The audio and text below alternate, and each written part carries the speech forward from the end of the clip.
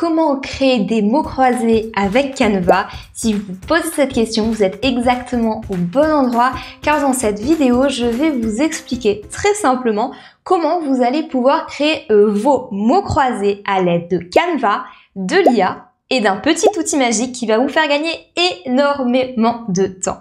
Alors si vous êtes prête, on y va tout de suite. Bonjour, je suis Eugénie et avec Armelle, nous sommes les fondatrices d'Elsoumeraki et nous avons pour mission d'accompagner toutes les femmes à digitaliser leur expertise le plus simplement possible. Sur notre chaîne, vous retrouverez de nombreux tutos pour vous aider à faire cela. Alors si vous n'êtes pas encore abonné, n'hésitez surtout pas à le faire, nous vous en serons extrêmement reconnaissants. Alors c'est parti pour créer vos mots croisés. C'est idéal à intégrer dans un cahier de vacances ou à partager sur les réseaux sociaux ou même en tant que petit jeu à offrir à votre audience. Alors la toute première chose que vous allez devoir faire, c'est réfléchir au contenu même de vos mots croisés. C'est une première étape importante et pour ça, vous allez pouvoir vous aider de l'IA pour gagner du temps et ne pas avoir à réfléchir à ça toute seule. Vous allez pouvoir aller sur l'IA de votre choix et vous allez pouvoir utiliser ce prompt que vous pouvez retrouver dans le descriptif sous cette vidéo pour vous le copier-coller rapidement. Aujourd'hui, je veux que tu m'accompagnes pour m'aider à créer un jeu de mots croisés. J'aimerais créer ce jeu pour mon client idéal qui est une femme végane sportive. Donc là, c'est la seule chose que vous allez devoir personnaliser au niveau du prompt. C'est vraiment personnaliser qui est votre client idéal. Vous n'êtes pas obligé d'en tirer une tartine. L'idée, c'est juste que l'IA comprenne en fait quel est votre domaine d'expertise pour que vous ayez des mots croisés qui soient pertinents avec votre expertise. Ce jeu aura pour but d'être une petite activité ludique que je pourrais glisser dans un cahier de vacances ou que je pourrais faire en post sur Instagram. L'idée ici, c'est juste de lui donner le contexte. Peux-tu me faire une suggestion de 15 mots à deviner? En termes de mots, on vous conseille, si vous voulez faire un petit mot croisé, de partir sur entre 8 à 10 mots. Si vous voulez faire un mot croisé plus conséquent, vous pouvez partir entre 15 à 20 mots maximum. N'allez pas au-delà de 20 mots parce que ça risque d'être très lourd. Même pour la mise en forme, ça risque de pas être forcément très joli. Donc ici, il nous propose donc une liste de 15 mots à deviner. Et il nous propose à chaque fois la définition qui va avec. Donc très bien. Ici, c'est à vous de personnaliser un petit peu cette liste de mots. Parce que dans cette liste, il y a peut-être des mots que vous allez aimer et valider. Il y a peut-être des mots que vous n'allez pas aimer et que vous allez souhaiter retirer. Et il y a peut-être des mots auxquels vous avez vous-même pensé que vous souhaitez rajouter. Donc ça, vous allez pouvoir lui dire dans le prompt suivant.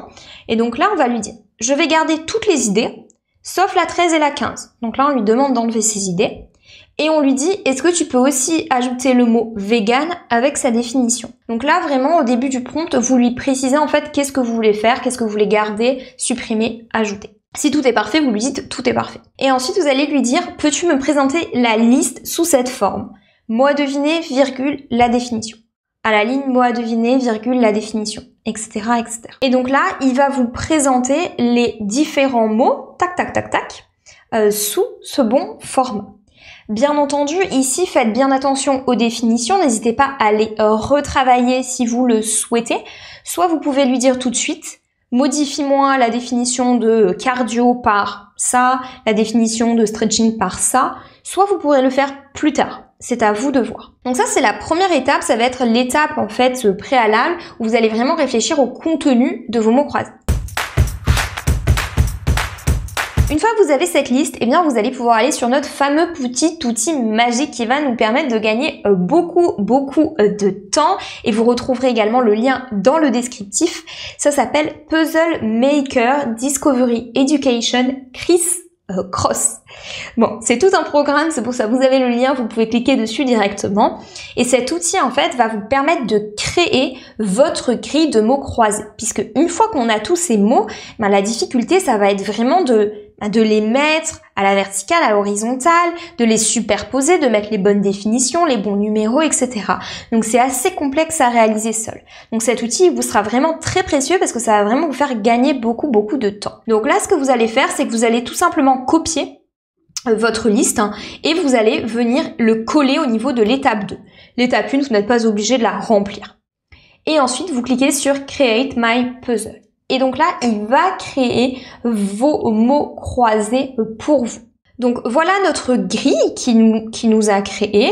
Donc on voit la composition de la grille. En dessous, on a les petites définitions avec les numéros. Donc bon, le numéro 3, c'est une personne excluant tout produit animal de son alimentation, de son mode de vie. Donc là, on sait que c'est vegan, par exemple. Et on a les mots également à la verticale. Pour vérifier qu'il ait quand même bien fait son travail, vous pouvez cliquer ici sur Show Answer et puis vous verrez du coup tous vos mots qui sont positionnés. Donc comme ça, vous pouvez absolument tout vérifier. Prenez vraiment le temps ici de lire les définitions, les numéros et voir que tout est bien cohérent, que tout fonctionne bien. Une fois que vous avez fait cette étape-là, ce que vous allez pouvoir faire, c'est que vous allez pouvoir faire un clic droit sur votre image et vous allez faire copier l'image. Troisième étape, vous allez pouvoir désormais faire votre mot croisé beaucoup plus joli sur Canva, donc direction Canva. Et donc là, vous allez pouvoir faire une nouvelle création en cliquant sur Créer. Et ici, vous choisissez le format de votre choix. Donc moi, là, je vais partir sur un format A4, tout simplement. Et je vais coller mon image juste ici. Donc voilà mon image que j'ai collée sur ma page. Donc là, ce que je vais faire, c'est que je vais agrandir mon image.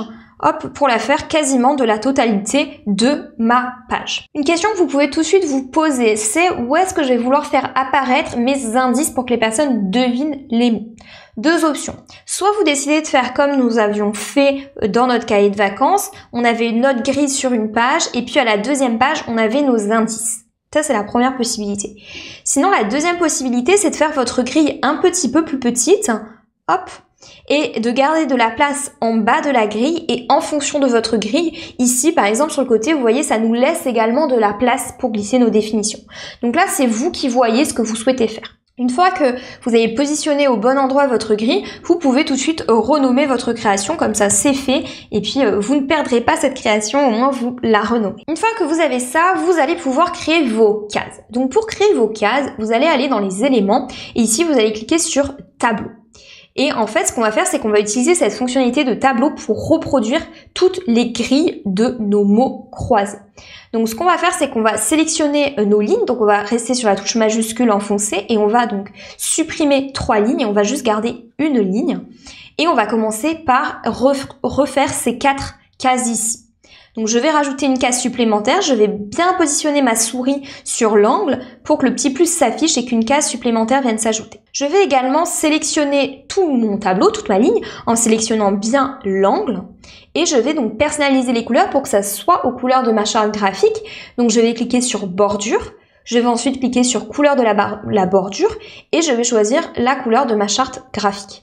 Ensuite, il va falloir que je puisse faire des carrés. Donc de nouveau, je vais cliquer sur ma zone et faites attention, quand vous voyez cette petite représentation là, vous voyez des petits tirets, ça veut dire que là vous n'avez sélectionné que cette case là, vous n'avez pas sélectionné l'intégralité de votre ligne. Donc cliquez toujours bien sur l'angle pour sélectionner comme ici l'intégralité de votre ligne. Et là ce qu'on va faire, c'est qu'on va maintenir la souris appuyée et on va la faire toute petite. Pour faire des cases, on va la déplacer et on va la mettre ici. Donc là, on se rend compte que nos cases font pas vraiment la bonne taille, donc je vais de nouveau cliquer sur mes angles et je vais, hop, l'adapter. Donc sur la largeur, on est bon. Sur la hauteur, on n'est pas bon. Si je réduis, vous voyez ici, à un moment donné, je peux pas réduire plus, je suis bloquée. Donc pour pouvoir réduire plus, je vais décaler la zone comme ça, vous allez mieux voir. Je vais me mettre sur toutes mes cellules, je les sélectionne toutes, donc je sélectionne la première, j'appuie sur la touche majuscule enfoncée, je sélectionne la dernière, et au niveau de la taille de la police, ici, je vais mettre 1. Je vais mettre une taille de police toute petite. Je vais refaire descendre ces éléments-là, et si je sélectionne le bas, et bien maintenant, je peux réduire la taille de mon bloc. Positionnez-le bien et aidez-vous bien de votre image en arrière-plan pour bien positionner vos différentes lignes. Une fois que c'est fait, vous pouvez la sélectionner, sélectionnez bien l'angle sur le côté, vous faites CTRL-C, CTRL-V et vous allez donc ajouter votre zone. Donc ici, on a un mot, hop, cette fois-ci, il a 5 lettres. Donc on va cliquer sur le côté pour ajouter une colonne en plus, une case en plus, et on va cliquer sur un angle pour agrandir nos cases et la faire à la bonne taille. Super. On recommence, on sélectionne l'angle, CTRL-C, CTRL-V et on va se mettre ici. Donc là, il nous faut 3 lettres. Donc on va appuyer 3 fois. 1, 2, 3. On sélectionne un angle. on prend nos angles et puis on l'allonge. Super, donc là on va faire en sorte que ce soit un petit peu mieux. Donc ça, vous allez pouvoir le faire d'abord sur tous vos mots qui sont à l'horizontale. Une fois que c'est fait, vous pourrez prendre une zone, on va la copier et on va la coller, et on va passer cette fois-ci à la verticale. Et donc là, on va utiliser ce petit bouton pour modifier la position de notre zone et on va la déplacer. Et on va se mettre sur banane. Donc là, pour le coup, il y a une case en trop, donc je me mets sur la dernière, clic droit et je fais supprimer. Je vais donc devoir réduire la taille, donc je sélectionne un angle et je réduis la taille pour que ça soit correct. De nouveau, je sélectionne un angle, je fais CTRL-C, hop, et puis je vais déplacer ma zone et je vais la mettre à un autre endroit. Ici, il faut que je rajoute une lettre, j'augmente. Donc ça, c'est un petit travail qui va vous prendre un petit peu de temps, mais ça reste relativement rapide. Ici, ce qu'on va faire, c'est que je vais vous l'ajouter une dernière fois, hop, et on va se mettre ici. Quand vous aurez complété ainsi toute votre grille, vous allez pouvoir supprimer vos mots en arrière-plan. Et là, ce que vous allez remarquer, c'est qu'il y a des cases où c'est très épais. Ici, vous voyez, nos traits, ils sont très épais. Pourquoi? Parce que comme on a superposé plusieurs lignes ensemble, forcément, ça fait ce rendu-là. Donc, pour avoir un rendu plus propre, vous allez sélectionner chacune des cases. Donc là, on se met dans celle-ci. On va cliquer sur bordure et on va sélectionner le style de la bordure pour se mettre à 0. Et donc là, vous voyez, hop, c'est beaucoup mieux. Il me suffit juste de décaler peut-être un tout petit peu mon élément, hop, pour que ça soit un tout petit peu plus aligné. Super. On fait la même chose ici. Je sélectionne ma case, mon style, mon épaisseur, je la mets à 0. S'il faut que je la décale un peu, je la décale un tout petit peu. N'hésitez pas à bien grossir la taille avec la petite échelle en bas pour vraiment faire un travail de précision, parce que c'est vraiment ça, hein, c'est vraiment un petit travail de précision. Et puis, si jamais, vous pouvez toujours venir ici pour décaler un petit peu les tailles de vos colonnes pour que ça soit parfaitement bien mis. Donc ici, hop, on va décaler un tout petit peu celle-ci pour que ça soit bien aligné. Bien sûr, quand vous serez en dézoomé, vous ne verrez pas autant ces petits détails-là. Donc ça, faites-le bien sur chacune des cases où vous trouvez que c'est trop épais ou que c'est pas suffisamment joli. Vraiment réadaptez à chaque fois vos différentes cases, vos différents blocs et si besoin, eh bien vous adaptez la position des bordures qui séparent à chaque fois vos cases. Quand vous aurez terminé, vous aurez ce résultat donc final. Vous pourrez remettre votre grille, donc vous pourrez l'adapter plus ou moins. Si jamais vous l'avez supprimé, il faudra un peu la réadapter, mais ça reste pour vous, donc ne vous inquiétez pas si c'est parfait. Maintenant, ce que vous allez pouvoir faire, c'est que vous allez pouvoir positionner vos différents indices. Donc là, par exemple, on va chercher à faire deviner le mot yoga. Donc, sur notre grille de base, le mot yoga, c'est le numéro 5. Donc là, plusieurs options. Soit j'appuie sur la touche T de mon clavier pour ajouter une zone de texte, je mets numéro 5 et je vais venir ajouter le 5 au niveau de ma case. Donc je vais faire ma police beaucoup plus petite. Je vais également modifier la couleur pour que ce soit la couleur de ma charte graphique et je peux le déplacer. Donc là, c'est vraiment un mot croisé classique et vous allez pouvoir répertorier vos numéros partout à chaque fois. Et vous allez pouvoir en bas, par exemple, avoir une zone avec vos définitions. Donc, on pourrait ajouter une zone un petit peu en couleur, disons, en bas, avec toutes les définitions et tous les indices. Hop, voilà. On va ajouter une zone de texte. On va mettre numéro 5. Et puis, on va pouvoir retourner ici pour trouver donc la définition de notre yoga. Hop. Et puis, on va donc la coller, super, et on va pouvoir donc le positionner. Donc ça, c'est une première option, c'est vraiment le classique. Sinon, vous pouvez partir sur une option un petit peu plus fun. Donc ça, c'est ce que nous avons fait dans notre mot croisé. Au lieu de mettre des numéros, on avait mis, vous voyez, des petits icônes, donc des petits éléments graphiques. Et donc, pour faire deviner chaque mot, ici, c'est le soleil. On regardait le soleil pour trouver le mot correspondant. Donc là, on pourrait tout à fait faire la même chose. Donc, on pourrait trouver des éléments graphiques qui ne révéleront pas, bien sûr, le sujet de la case. Donc là, on va pas mettre quelqu'un qui fait du yoga. On peut partir sur plein de types d'éléments graphiques. Donc là, par exemple, je vais prendre la petite feuille et donc je peux positionner la petite feuille donc ici, par exemple. Je peux la mettre en couleur et donc ici, au niveau donc de mes définitions, je n'aurai pas des chiffres, mais j'aurai des éléments graphiques pour me faire donc deviner mon mot. Donc là, moi je vais réintégrer ma grille parce que j'ai oublié. Oups, quel était mon mot? D'où l'importance de bien la charger. Donc c'est banane. Donc je vais aller prendre ma définition de banane. Hop. Et donc là, par exemple, en bas de page ou sur une autre page, vous pourrez mettre toutes vos définitions, tous les indices finalement pour que la personne arrive à compléter vos mots croisés. Donc là vraiment, vous aurez fait le plus dur, vous aurez fait le plus gros. Quand vous aurez terminé, n'hésitez pas à bien reprendre votre grille pour bien comparer et vérifier que tout est bon. Dernière chose que vous pouvez ajouter, si vous souhaitez donner un petit coup de pouce, vous allez pouvoir ajouter des lettres pour permettre aux personnes d'avoir des petits indices. Donc là encore une fois, c'était ce qu'on avait fait ici. Vous voyez, on avait positionné des lettres un petit peu de façon stratégique pour aider un petit peu les personnes à trouver les mots. Donc là, c'est à vous de voir, vous pouvez les positionner où vous le souhaitez. L'idéal, c'est de le positionner soit en début de mot, soit en fin de mot, soit à des endroits stratégiques, à des croisements, comme ici, ici ou ici. Et donc là, c'est très simple. Encore une fois, vous appuyez sur la touche T de votre clavier. Vous regardez bien votre grille. Donc par exemple, on va mettre ce T là. Hop. Donc là, on met T. Hop. Et on va venir l'ajouter au niveau de notre grille. Moi, j'aime toujours la reprendre. Une fois que j'ai terminé, de la remettre ici. Donc là, de la faire à peu près à la taille à peu près correcte.